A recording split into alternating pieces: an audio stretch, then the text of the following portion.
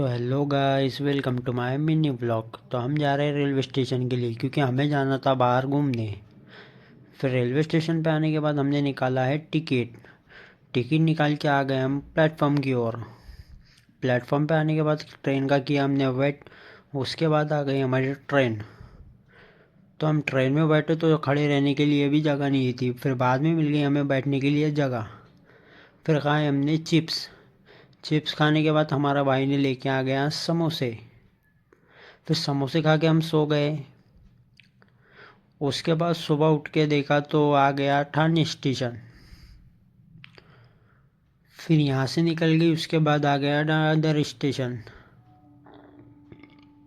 फिर ब्यूटीफुल मुंबई के व्यू का नज़ारा लेते हुए, टाइम पास करते हुए आ गए हम CST स्टेशन के लिए।